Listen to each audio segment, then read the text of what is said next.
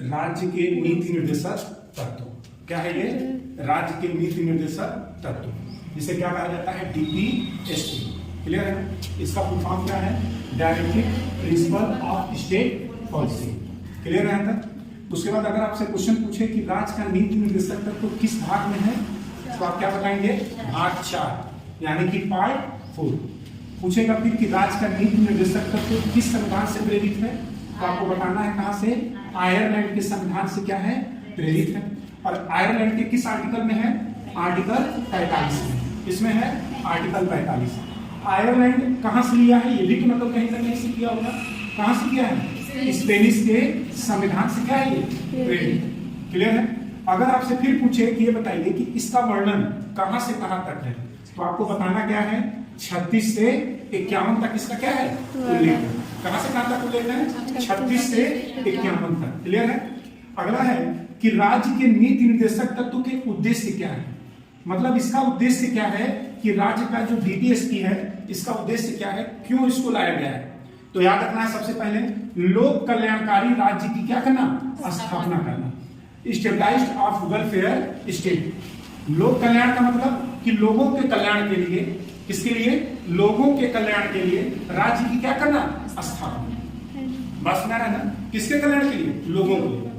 और ये कौन बनाएगा? राज्य के नीति निर्देशक तत्व, यानी कि राज्य बनाएगा कानून। ऐसा बनाए कि लोगों का क्या हो? कल्याण हो।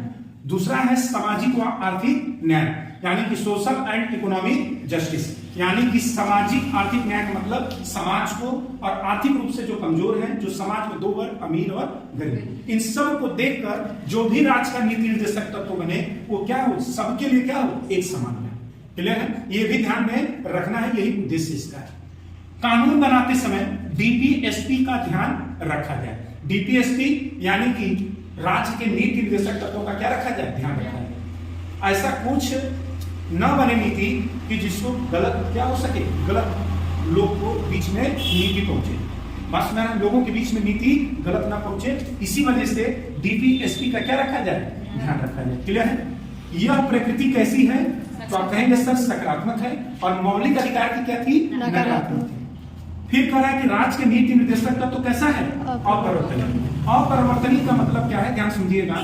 आप इसको लेकर ना सुप्रीम कोर्ट और ना ही हाई कोर्ट नहीं जा सकते हैं। बात समझ रहा है ना सुप्रीम कोर्ट जा सकते हैं ना हाई कोर्ट, लेकिन मौलिक अधिकार को आप लेकर कहां जा सकते हैं? फंडामेंटल राइट्स को आप हाई कोर्ट भी लेके जा सकते हैं और कहां? सुप्रीम कोर्ट भी लेके जा सकते हैं। क्लियर है? आइए, कुछ विशेषज्ञ हैं राज्य के नीति निर्देशक तत्वों के, जिन्होंने इसके बारे में कुछ कथन कहा है। आइए देखते हैं। राज्य के नीति निर्देशक तत्व को अनोखी विशेषता किसने कहा? डॉक्टर भीमराव अंबेडकर। और डॉक्टर भीमराव अंबेडकर क्या है? संविधान के प्रारूप समिति के अध्यक्ष, कानून निर्माता। ठीक है? अगला है संविधान की आत्मा, किसने कहा? G. ऑस्टिन।